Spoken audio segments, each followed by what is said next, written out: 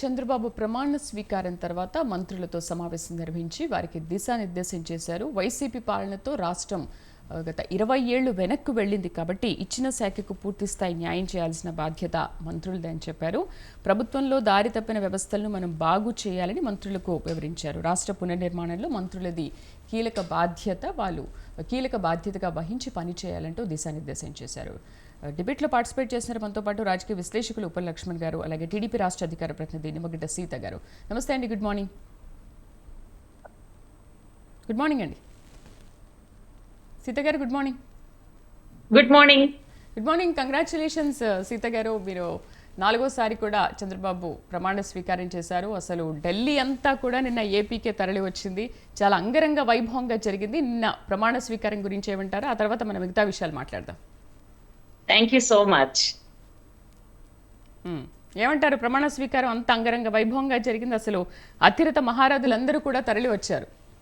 అవునండి, అంటే Telugu Desam party NDA కూటమిలో భాగస్వామి కాబట్టి కేంద్రంలో ఉన్నటువంటి ప్రధానమంత్రి గారు, హోంమంత్రి గారు, అలాగే ఎన్డీఏ భాగస్వామ్య పక్షాల నాయకులు కూడా అందరూ కూడా ప్రతి ఒక్కళ్ళు అటెండ్ అయ్యారు.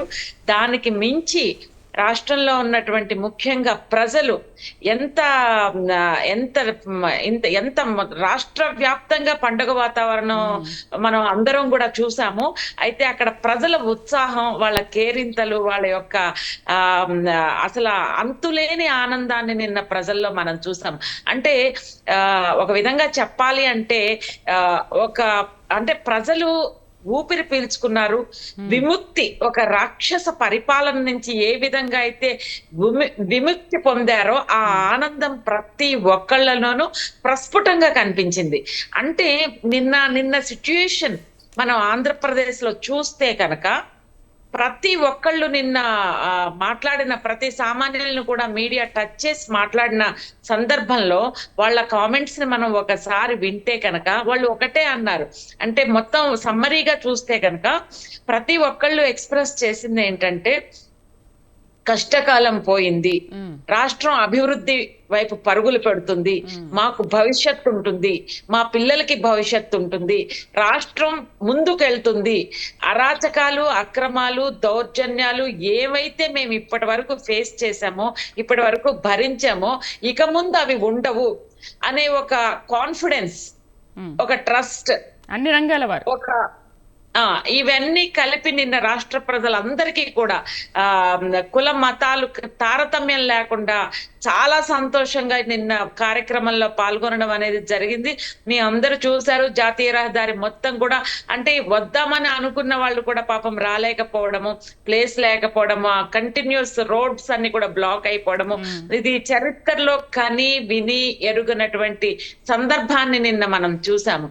ఎందుకంటే అదే విజయంగా, అదే కని విని ఎరుగనిచ్చే, అంటే ఇంతకు ముందు కన్నా కూడా భవిష్యత్తులో ఇంకా ఇంత ఈ రేంజ్ లో మెజారిటీ మ్యాండేట్ ప్రజలు ఇవ్వడం అనేది చరిత్రాత్మకమైనటువంటి విజయం.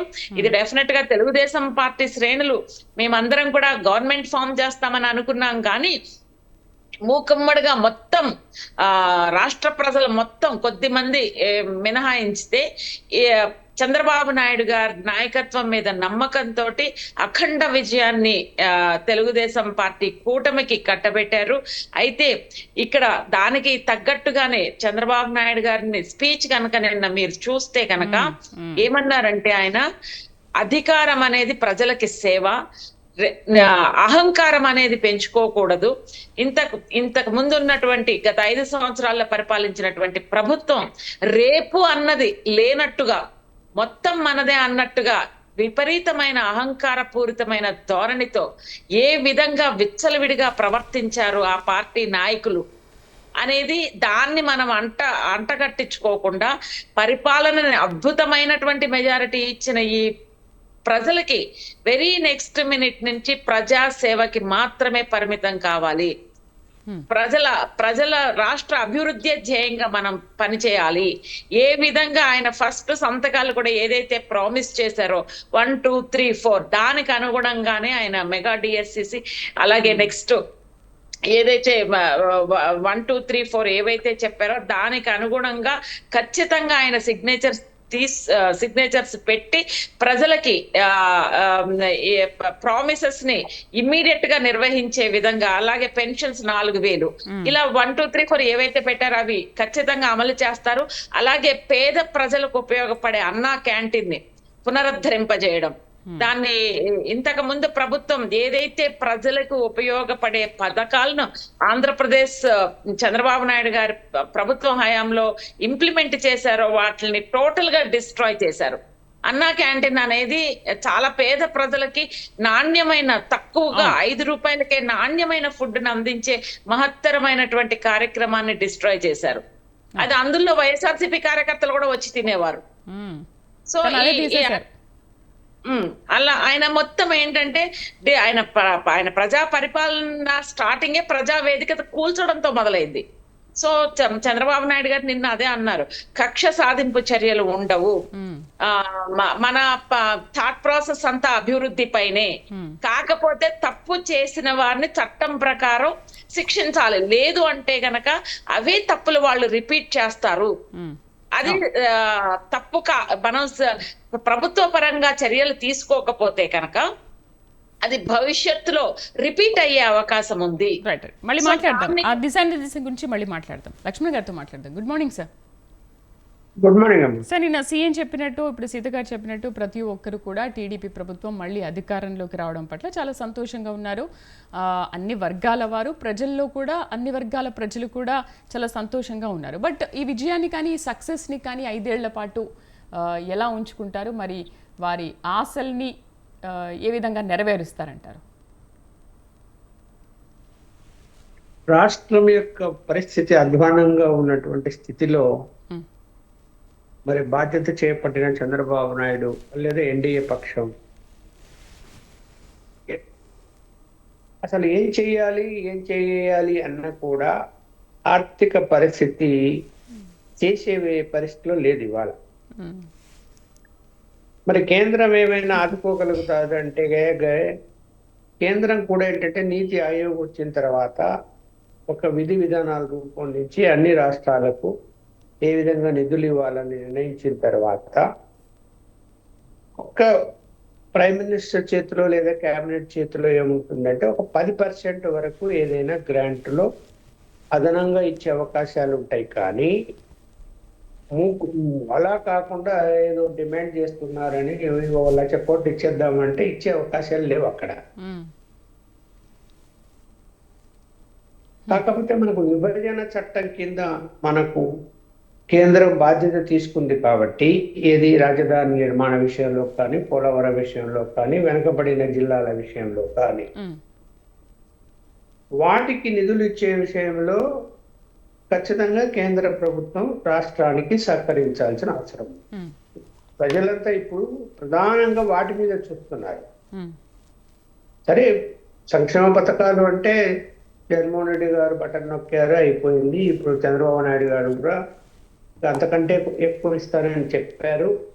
అది ఫైనాన్షియల్ మేనేజ్మెంట్ ఎలా చేస్తాడన్నది మనం చూస్తాం. ఆల్రెడీ అప్పులు భారం పెరిగిపోయింది. మళ్ళీ కొత్త అప్పులు చేయాలి అంటే ఆస్తులు తాకట్లు పెట్టాలి. ఎక్కడున్నాయి ఆస్తులు? అన్ని తాకట్టు పెట్టి పారేశారు. ఎక్కడికి ఏమన్నా చూసుకోవాలి. మరి ఏమన్నా ఇప్పుడు ఆర్థిక పరిస్థితిపై ఒక వైట్ పేపర్ రిలీజ్ చేయాలనుకుంటున్నారు డిపార్ట్మెంట్ వారీగా. సో డిపార్ట్మెంట్ వారీగా రిలీజ్ చేసినప్పుడు మనకు కరెక్ట్ పొజిషన్ తెలుస్తుంది. ఎందుకంటే ఇంతకాలం గతంలో ఏముండేదంటే ఏదైనా జీవోలు ఇచ్చినా కూడా ప్రతిదీ వెబ్సైట్లో పెట్టేవారు, మనం చూసుకునే వాళ్ళం, ప్రజలకు తెలిసేది. ఏవి వెబ్సైట్ లో పెట్టడం మానేశారు ఇది జగన్మోహన్ రెడ్డి ప్రభుత్వం. అందువలన అసలు ఎక్కడ నిధులు తెచ్చారు, ఎన్ని అప్పులు చేశారు, వాటిని ఎవరికి ఎలా ఖర్చు పెట్టారు, అది ఏమయ్యాయి అన్న సంగతి ఇవాళ తేల్చాల్సిన అవసరం ఉంది. అది తేల్చిన తర్వాత మనకి అర్థమవుతుంది రాష్ట్ర ఆర్థిక పరిస్థితి ఏంటో. మనకున్న వనరుల్లో ఇప్పుడు సెట్లు పెరిగితే ఆదాయాలు పెరుగుతాయి. అంటే కన్స్ట్రక్షన్ సంబంధించినటువంటి వర్కులు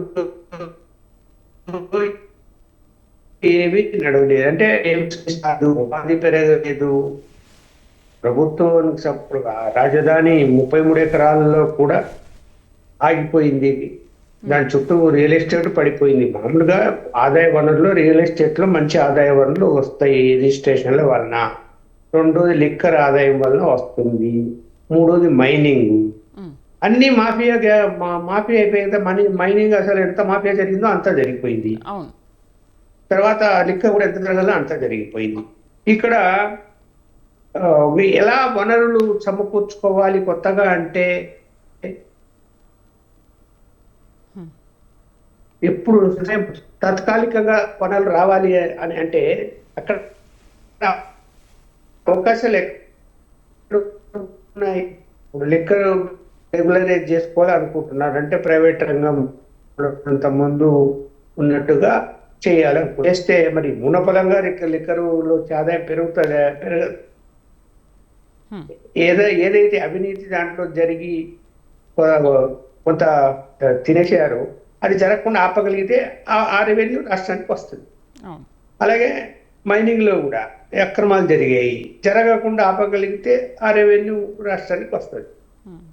అంటే నిజంగానే సీఎం అన్నట్టు రాష్ట్రం నిజంగానే ఒక 20 ఏళ్ళు వెనక్కి వెళ్ళింది అనుకోవచ్చా సార్?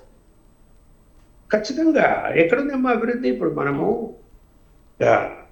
రాష్ట్రం విడిపోయిన తర్వాత రాజధాని నిర్మాణమే 33 ఎకరాల్లో జరిగి ఉంటే నిర్మాణ పనులు, చుట్టుపక్కల విపరీతంగా రియల్ ఎస్టేట్ బిజినెస్ పెరిగేది, రెవెన్యూ పెరిగేది. ఒక పెద్ద నగరం అక్కడ ఏర్పడటానికి ఇప్పుడు కాకపోయినా స్లోగా డెవలప్ అయినా కూడా 15-20 సంవత్సరాల నాటికి ఒక మంచి నగరం కనపడేది. అలాగే జిల్లాల్లో కూడా, వెనకబడిన జిల్లాల్లో కూడా పరిశ్రమలు తీసుకురావటము, ప్రభుత్వానికి సంబంధించినటువంటి అనేక నిర్మాణ పనులు చేపట్టడము, ఇవన్నీ చేయలేకపోయారు, అన్ని ఆగిపోయాయి. చాలా ఎక్కడ ఇప్పుడు మనం ప్రాంతాల వారీగా తీసుకుంటే ఏం జరిగింది? ఎప్పుడో చెప్పుకోదానికి రాయలసీమలో కియా మోటార్ తెలుగుదేశం తెచ్చింది చెప్పుకోవాలా. ఇంకా మరి ఇక్కడ ఏం చెప్తాము? ఏం చెప్పడానికి ఏం అవకాశం కనిపిస్తున్నాయి మనకు? అంటే సార్ ఇప్పుడు మొన్న అయితే 5 ఏళ్ల వరకు వైఎస్ఆర్సీపీ ప్రభుత్వం ఉంది, కానీ అంతకు ముందు అయితే టీడీపీనే కదా ఉంది. అదే అంతకుముందు టీడీపీ అంటే రాజధాని హైదరాబాద్ లో ఉండింది. ఉమ్మడి వెంటనే పనులు మొదలు పెట్టలేకపోయారు, కొంత సమయం పట్టింది. తర్వాత షిఫ్ట్ అయ్యారు. అయిన తర్వాత పరిస్థితి బాగానే ఉండింది. ఇప్పుడు 9,000 కోట్ల వరకు కేంద్రం నిధులు ఇచ్చి రాజధాని పనులు మొదలయ్యాయి కదా. అలాగే పోలవరం 70% వరకు నిధులు బాగా ఇచ్చారు కదా. ఇచ్చారు అంటే అభివృద్ధి పదంలో వెళుతున్నప్పుడు బ్రేక్ పడింది కదా. దానికి ఏ ప్రభుత్వం వచ్చినా కూడా కంటిన్యూ ప్రాసెస్ ఉండాలి. మేము వచ్చాము కాబట్టి మేము ఇది ఆపేస్తాము అనేటువంటి విధానం. ఇప్పుడు చూడు, చంద్రబాబు నాయుడు గారు ఇప్పుడు వచ్చారు, అక్కడ సచివాలయ వ్యవస్థ ఉంది. సచివాలయ వ్యవస్థను మేము ఆపేస్తాం అనలేదు కదా, వాలంటీర్ వ్యవస్థను ఆపేస్తాం అనలేదు కదా. ఇంకా దానికి మెరుగులు దిద్దడము, లోపాలు ఉంటే సరిదిద్దడము చేస్తామని చెప్పారు. ఎందుకు? ప్రజలకు అందుబాటులో ఉంది ప్రభుత్వ పాలన. వాటి వలన అది జగన్మోహన్ రెడ్డి పెట్టాడా, ఎవరు పెట్టారా అని కాదు, మనకు కనపడాల్సింది అక్కడ ప్రజలకు సౌకర్యంగా ఉందా లేదా. ఏదైనా సరే అది చేయాలి, అది చేసుకుంటూ పోవాలి. కానీ నేను వచ్చాను, రాజధాని ఇక్కడ భూములన్నీ ఎవరో కొనేశారు, ఒక సామాజిక వర్గం బాగుపడుతుందా అని చెప్పి కక్ష సాధింపు ధోరణితో 3 రాజధానులు అన్నాడు. పోనీ సాధించగలిగినాడా? పెట్టగలిగినాడా? చేయగలిగినాడా? లేదు. 5 సంవత్సరాలు వేస్ట్ అయిపోయింది. అందువల్ల జరిగేటువంటి అభివృద్ధి విషయంలో కేంద్ర భాగస్వామ్యము చాలా ఎక్కువ ఉంది. కేంద్రం సహకరించకపోతే రాష్ట్రం ఒక్కడు కూడా ముందుకు వెళ్ళే పరిస్థితులు లేదు. కేంద్రంలో ఉన్న బీజేపీ కూడా ఇప్పుడు అవసరము తెలుగుదేశం యొక్క అవసరం వాళ్ళకుంది, వాళ్ళ అవసరం తెలుగుదేశం పార్టీకి ఉంది. ఎందుకంటే వాళ్ళకు కూడా సంపూర్ణ మెజారిటీ రాలేదు కాబట్టి అంత సులభంగా చంద్రబాబు నాయుడు వదులుకునే పరిస్థితి ఉండదు. అలాగే నిర్లక్ష్యం చేసే పరిస్థితి ఉండదు. ఆ పార్టీ కూడా ఆలోచించాల్సింది ఏమిటంటే, అరే మనము ఆంధ్రప్రదేశ్లో ఇప్పుడు ఎందుకు ఆంధ్రప్రదేశ్లో బీజేపీ 0.8కు ఉండింది? ఇవాళ 11% పెరిగింది, అది వేరే అంశం. ఇప్పుడు రాష్ట్రాన్ని విడగొట్టడంలో భాగస్వామ్యం అయింది. రాష్ట్రం వచ్చిన తర్వాత అనుకున్న మేరకు లాస్ట్లో 1.5 సంవత్సరం ముందు చంద్రబాబు నాయుడుకి బీజేపీకి తగాదా వచ్చి, కేంద్రానికి తగాదా వచ్చి పొత్తు వదులుకున్నాడు. అప్పటి నుంచి మొత్తం అన్ని నిధులన్నీ ఆపేశారు, రకరకాల కొర్రీలు పెట్టారు, సహకరించలేదు కదా. ఇవన్నీ కూడా రాష్ట్ర ప్రజలు జీర్ణించుకోలేరు. మరి ఎలా గెలిచారని మీరు అడగచ్చు. 3 పార్లమెంట్ సభ్యులు, 8 అసెంబ్లీ ఇల్లు బీజేపీ గెలిచింది. కేవలం తెలుగుదేశం పార్టీ కార్యకర్తలు నీతి నిజాయితీ నిబద్ధతతో బీజేపీ కూడా గెలవని అని చాలా సిన్సియర్గా ఫర్ ద ఫస్ట్ టైం పనిచేశారు. తెలుగుదేశం కార్యకర్తలు సిన్సియర్గా పనిచేయకపోతే బీజేపీ గెలిచే అవకాశాలే లేవు ఇక్కడ. అది తెలుసుకోవాలి వాళ్ళు, బీజేపీ వాళ్ళు, రాష్ట్ర నాయకత్వం. మేజర్ రోల్ టీడీపీదే ఉంది అక్కడ. ఇక టీడీపీదే. ఎక్కడ నెట్వర్క్ ఉంది వాళ్ళకి. ఏ విధంగా గెలిచారు చెప్పమని చూద్దాం. ఎవరు పనిచేశారు, ఎక్కడ పోయారు అని. ప్రధానమంత్రి గారు వచ్చి సభల్లో పాల్గొంటేనే ఓట్లు వచ్చేస్తాయా? ఓట్లు వచ్చే ఎందుకు ఓడిపోయాయి తెలంగాణలో మరి సీట్లు? ప్రధానమంత్రి గారు వచ్చినటువంటి నియోజకవర్గాల్లో చాలా నియోజకవర్గాలు ఓడిపోయారు బీజేపీ. అందువలన అలా కాదు, అక్కడ సమిష్టిగా పనిచేశారు. జనసేన కూడా సిన్సియర్గా పనిచేసింది, కొన్ని సీట్లు వచ్చాయి, అది మర్చిపోకూడదు. కాబట్టి ఉంటుంది కొంత వెసులుబాటు. కేంద్ర ప్రభుత్వానికి రాష్ట్రాన్ని ఆదుకోవాలి అంటే వెసులుబాటు కొంత ఉంటుంది. ఆ వెసులుబాటును ఉపయోగించుకొని ఆలస్యం చేయకూడదు.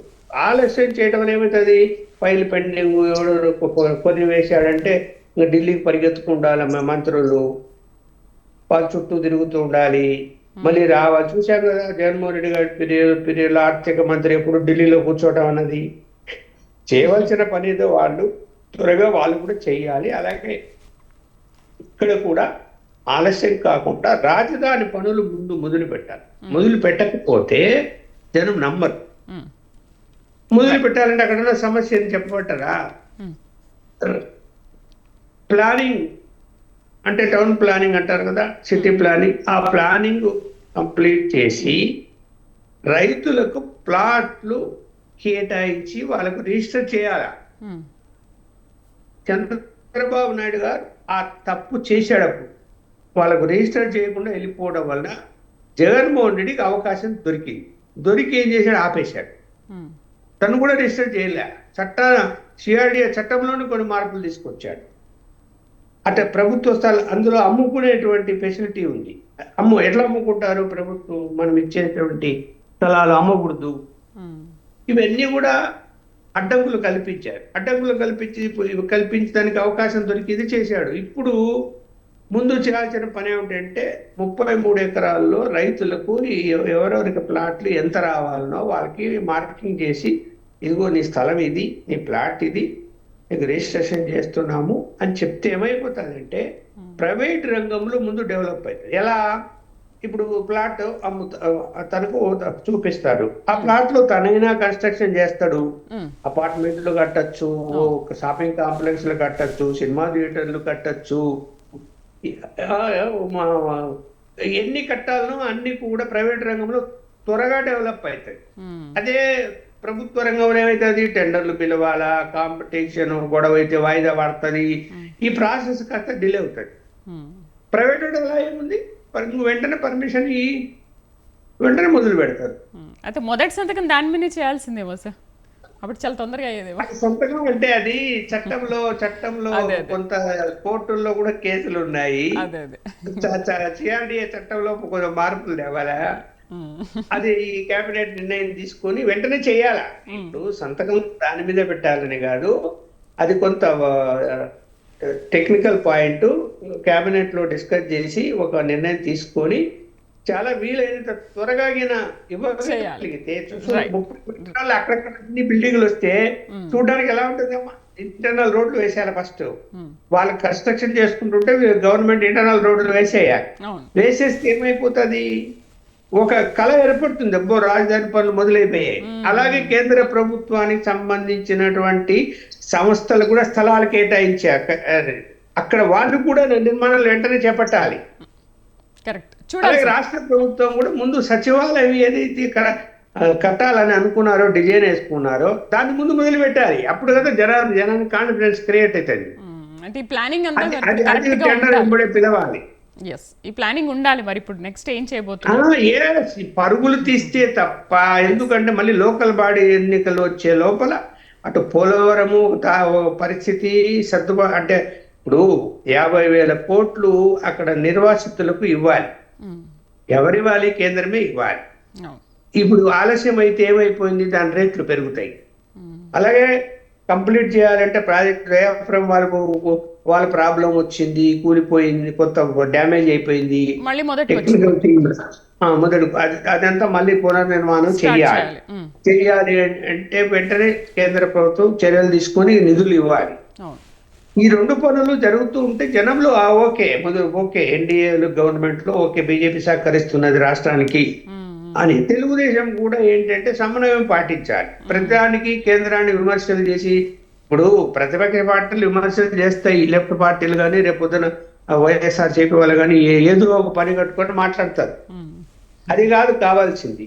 సమిష్టి. ఇప్పుడు ప్రతిపక్షం కూడా ఇంత డ్యామేజ్ చేసిన తర్వాత నువ్వు నిజంగా జగన్మోహన్ రెడ్డి గారికి ఆంధ్రప్రదేశ్ మీద ప్రేమ ఉంటే అభివృద్ధి విషయంలో, రాజధానిలో, పోలవర విషయంలో, వెనకబడిన జిల్లాల విషయంలో ప్రతిపక్షం సహకరించకుండా ఇక ఇంట్లో కూర్చుంటాను ఏదో రాళ్ళేస్తాను అంటే మీ మీద రాళ్ళేస్తారు. రాష్ట్ర అభివృద్ధి విషయంలో అందరూ భాగస్వాములు కాకపోతే అందుకెళ్తాం చెప్పండి. ఎంత రెవెన్యూ పోయింది మనకు. రైట్. సీత గారు, జగన్ ప్రభుత్వ హయాంలో నాశనమైన వ్యవస్థను ప్రక్షాళన చేసి రాష్ట్రాన్ని పునర్నిర్మాణంలో మంత్రులందరూ కూడా కీలక పాత్ర పోషించాలని నిన్న ప్రమాణ స్వీకారం తర్వాత దిశానిర్దేశం చేశారు. ఓఎస్డీలు కానీ పిఎస్లు కానీ వీళ్ళందరూ కూడా అసలు ఉండొద్దు, ఆ అధికార పక్షంలో చేసిన వాళ్ళు ఇప్పుడు ఉండొద్దు, వాళ్ళని మన దగ్గర ఉంచుకోవద్దని చెప్పారు. బట్ ఇదంతా కూడా ప్రక్షాళన ఎలా చేయబోతున్నారు? అండ్ విశ్లేషకులు చెప్పినట్టుగా రాజధాని పునర్నిర్మాణంలో కూడా మీరు ఎలాంటి పాత్ర పోషించబోతున్నారు? అసలు ఈ పనులన్నీ కూడా చాలా ఫాస్ట్గా అవుతాయా? ప్లానింగ్ కరెక్ట్గా ఉందా? ఎందుకంటే మెయిన్ మీరు అది చేపడితేనే అసలు ప్రజలు సంతోషంగా ఉంటారు కదా. ఇది ఎవ్రీథింగ్ ప్లాన్ ప్రకారం ఎగ్జిక్యూట్ చేస్తారమ్మా. అయితే ఇక్కడ చేసింది ఏంటంటే ఖచ్చితంగా మొట్టమొదటగా రాజధానిని నిర్మించడంలోనే మొట్టమొదటగా ప్లానింగ్ ఉంటది. ఎందుకంటే గత 5 సంవత్సరాల నుంచి కూడా, అంతకుముందు చంద్రబాబు నాయుడు గారి హయాంలో ఉన్నప్పుడు ఆంధ్ర రాష్ట్ర రాజధాని ఏది అంటే అమరావతి అని చెప్పుకున్నాం. కానీ జగన్మోహన్ రెడ్డి గారి ప్రభుత్వం వచ్చిన తర్వాత ఆంధ్రప్రదేశ్ రాజధాని ఏది అంటే చెప్పలేని పరిస్థితుల్లో ఈ 5 కోట్ల మంది ప్రజలు ఉన్నారు. సో ఇటువంటి అనిశ్చితమైన పరిస్థితిలో ఉన్న రాష్ట్రాన్ని గాడిన పెట్టడానికి, కరప్షన్ లేనటువంటి, ప్రలోభాలకి లొంగనటువంటి అధికారుల యొక్క సర్వీసెస్ మోర్ ఇంపార్టెంట్ ఇక్కడ. ఎందుకంటే పక్షపాతం లేకుండా సిన్సియర్ గా ఉండే, ఇప్పుడున్న పరిస్థితుల్లో సిన్సియర్ గా ఉండే అధికారులు ఉంటేనే ప్రభుత్వం ఏదైతే కార్యక్రమాలు చేపట్టాలనుకుందో అవి త్వరితగతిన కంప్లీట్ అవ్వాలి అంటే గనక అధికారులు తీసుకునే నిర్ణయాలు, దాన్ని ఎగ్జిక్యూట్ చేసే కింద స్టాఫ్ కూడా సక్రమంగా ఉంటేనే ప్రభుత్వం అనుకున్న స్థాయిలో అనుకున్న టైంలో కంప్లీట్ చేయగలగడానికి అవకాశం ఉంది. అయితే ఇందులో ఏంటంటే ఇక్కడ మొట్టమొదటగా రాజధాని నిర్మాణం అనేది శరవేగంగా జరగడానికి అవకాశం ఉంది.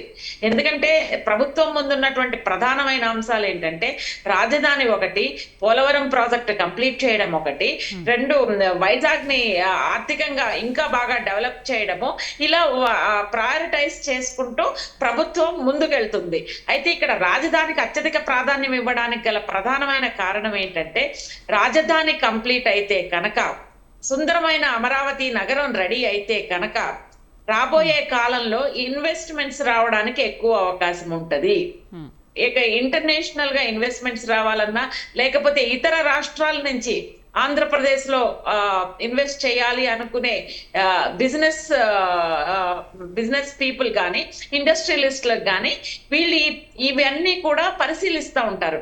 ఎందుకనంటే ఏ ఇండస్ట్రియలిస్ట్ అయినా ఒక స్టేట్ లో ఇన్వెస్ట్ చేయాలి అని అనుకుంటే కనుక ముఖ్యంగా అక్కడ రాజకీయ పరిస్థితులు, రాజకీయ అనిశ్చితి ఉందా, లేకపోతే లా అండ్ ఆర్డర్ సిచ్యుయేషన్ కంట్రోల్లో ఉందా, అక్కడ అలాంటి సమస్యలు ఏమి ఉన్నాయా లేవా, ఇన్ఫ్రాస్ట్రక్చర్ కరెక్ట్ గా ఉందా లేదా, అంటే ముఖ్యంగా ట్రావెలింగ్ కి కన్వీనియంట్ గా ఉందా లేదా. ఎందుకనంటే ముఖ్యంగా ఎయిర్పోర్ట్స్ అనేవి ఉండాలి. అంటే ఎవరైనా విదేశాల నుంచి కానీ లేకపోతే ఇతర రాష్ట్రాల నుంచి తక్కువ సమయంలో రీచ్ అవ్వగలిగే ట్రావెలింగ్ ఓన్లీ ఫ్లైట్. సో ఆ విధంగా ఎయిర్పోర్ట్స్ డెవలప్ చేయాల్సిన అవసరం ఉంది. ఇవన్నీ చేస్తే గనక రాజధాని అభివృద్ధిలో భాగంగా ఇన్ఫ్రాస్ట్రక్చర్స్ కి పెద్దపీట వేస్తారని మేము భావిస్తున్నాము. ఎప్పుడైతే రాజధాని రెడీ అవుతుందో ఇన్వెస్ట్మెంట్స్ పరుగులు తీస్తాయి. అండ్ చంద్రబాబు నాయుడు గారు he knows very well how to attract investors, because ఆయనకి పాస్ట్ ఎక్స్పీరియన్స్ ఉంది. ఆయన మైక్రోసాఫ్ట్ లాంటి బిల్ గేట్స్ నే ఆయన ఇంప్రెస్ చేయగలిగినటువంటి నాయకుడు చంద్రబాబు నాయుడు గారు. So he can convince any business industrialist, అందులో డౌటే లేదు. మీరు ఇప్పుడు చూస్తే కనుక చంద్రబాబు నాయుడు గారు ప్రమాణ స్వీకారం చెయ్యక ముందే రాష్ట్రానికి ఏ విధంగా డెవలప్ చేయాలి అంటే he has a road map. ఆయనకి చాలా క్లారిటీ ఉంది ఆంధ్రప్రదేశ్ మీద, చాలా విజన్ ఉంది, రోడ్ మ్యాప్ ఉంది. దానికి అనుగుణంగానే చకచకా నిర్ణయాలు తీసుకుంటారు, అందులో డౌటే లేదు. సో నిన్న ఎన్ఆర్ఐలు చాలా మంది వచ్చారు, దేశ విదేశాల నుంచి కూడా కొంతమంది గెస్టులు పిలిచారు. దాని వెనకాల మనం అర్థం చేసుకుంటే గనక ఎన్ఆర్ఐలు వచ్చినా కానీ లేకపోతే విదేశీ ప్రతినిధులు వచ్చినా కూడా ఇక్కడ ఉన్నటువంటి పరిస్థితిని వాళ్ళు అంచనా వేయగలుగుతారు. అంచనా వేయడానికి ఒక పాజిటివ్ ఎన్వైరన్మెంట్ అనేది మనం చూపించాలి వచ్చే వాళ్ళకి.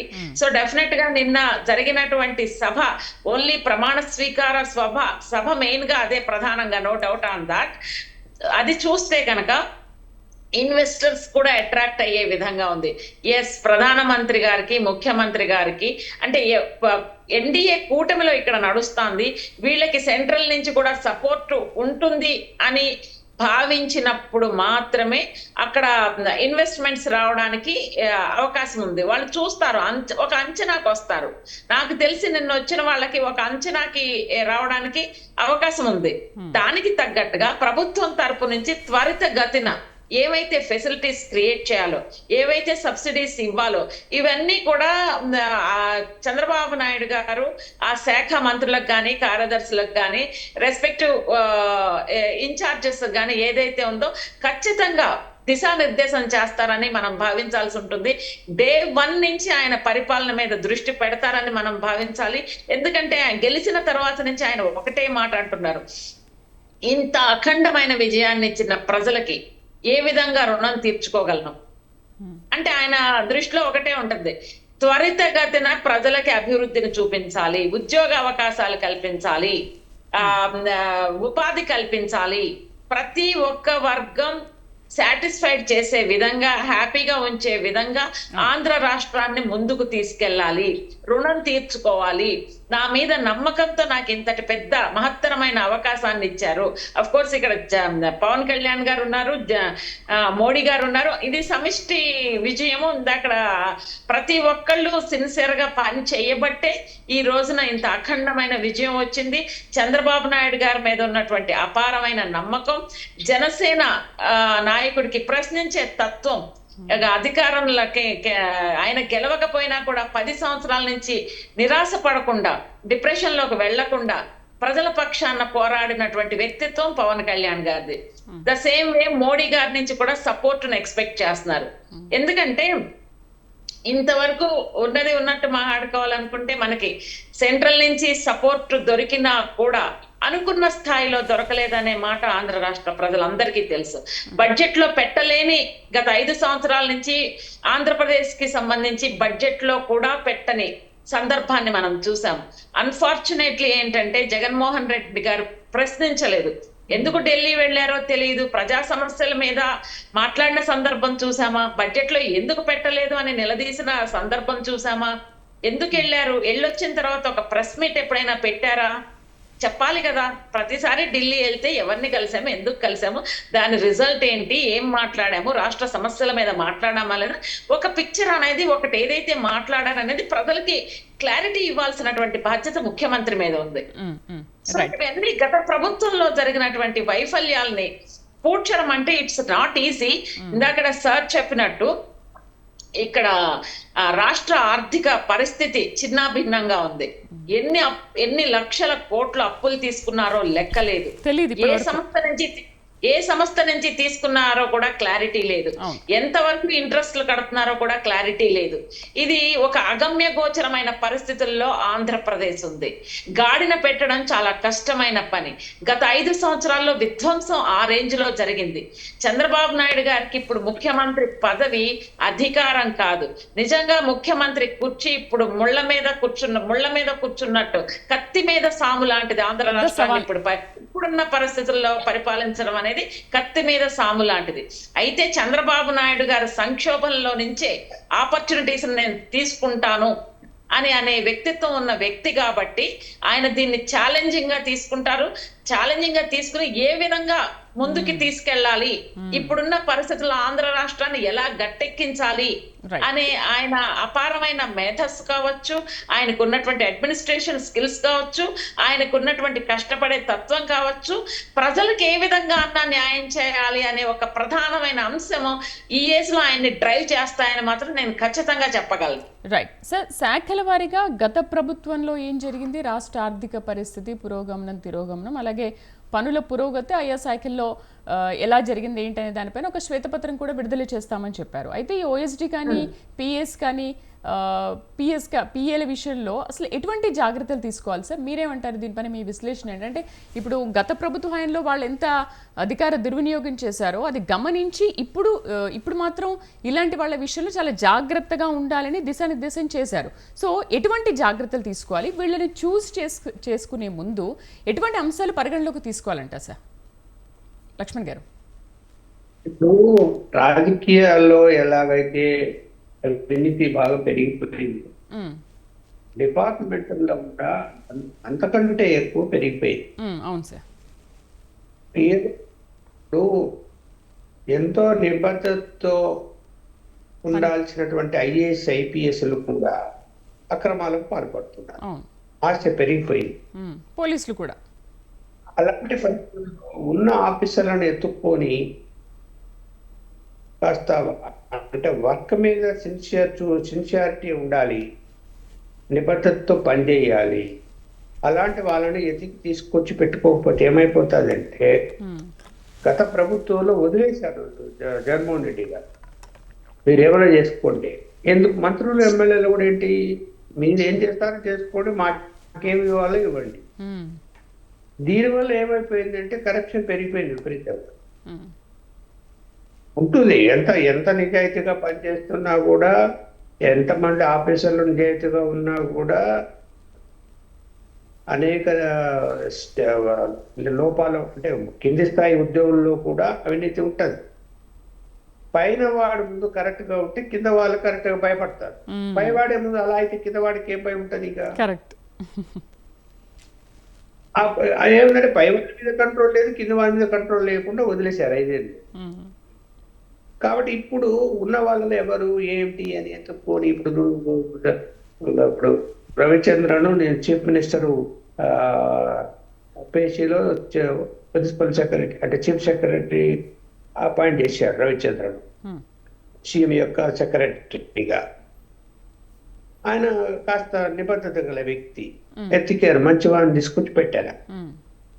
అలా అందరినీ సెలెక్ట్ చేసుకొని పెట్టాలి. లేకపోతే ఏమైపోతుందంటే, నా సామాజిక వర్గం వాళ్ళు ఉన్నారు, నేను తీసుకొచ్చి వాళ్ళని పెట్టుకుంటా అని, అలాగే నా సామాజిక వర్గం ఉన్న జగన్మోహన్ రెడ్డి గారు వాళ్ళని తెచ్చి పెట్టుకోవడం పేషీలో చూసాం కదా. ఇప్పుడు అదే జగన్మోహన్ రెడ్డికి సంబంధించినటువంటి మంత్రులు, ఎమ్మెల్యేలు, అంటే మాజీ మంత్రులు, మాజీ ఎమ్మెల్యేలు పేషీలో ఎవరున్నారో, ఆ అధికారి ఏం చేశాడో తిడుతున్నారు కదా. ఇప్పుడు సోషల్ మీడియాలో చూసాం కదా మనం.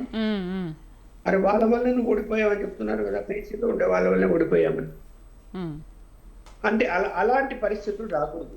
గతంలో కొంత జరిగింది. ఈవెన్ చంద్రబాబు నాయుడు గారు కూడా కొంత ఆయన సామాజిక వర్గం వాళ్ళని పెట్టుకున్నారు గతంలో.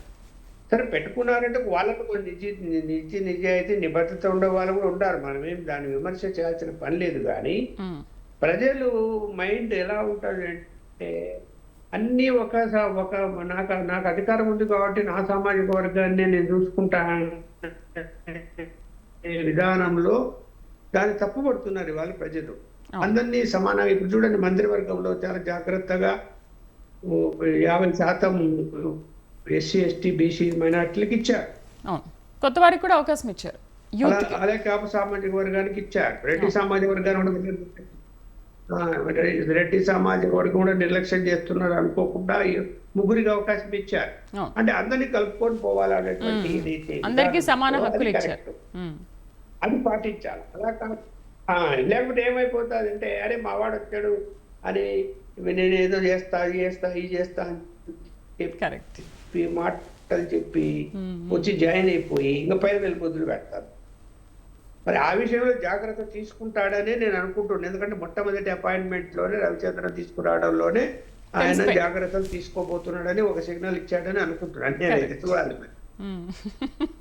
చెప్పాలి సీత గారు, మరేంటి ఓఎస్డి పిఎస్ల విషయంలో ఎటువంటి జాగ్రత్తలు తీసుకుంటున్నారు? సామాజిక వర్గానికి ఏమైనా పెద్దపీట వేస్తున్నారా, లేకపోతే నిజాయితీగా పనిచేసే వాళ్ళకి పెద్దపీట వేస్తున్నారా? సార్ చెప్పినప్పుడు ఫస్ట్లోనే ఒక మంచి మార్కుని చూపించారు అంటే ఆ మార్కుని ఖచ్చితంగా నెక్స్ట్ కూడా చూపించబోతున్నారా?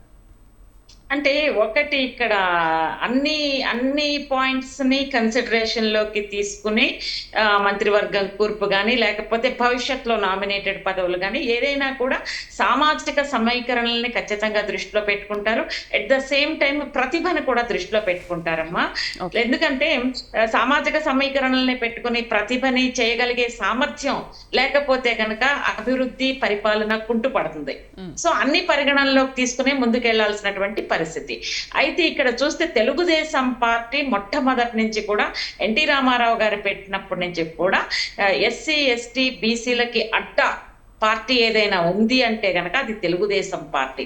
అగ్రవర్ణాల కన్నా కూడా ఎవరైతే బడుగు బలహీన వర్గాల పార్టీ అని చెప్పుకునే పార్టీ ఏదైనా ఉంది అంటే గనక అది తెలుగుదేశం పార్టీ. మీరు చూడండి, కీలకమైన పదవుల్లో కూడా వాళ్ళనే పెట్టినటువంటి చరిత్ర తెలుగుదేశం పార్టీకి ఉంది.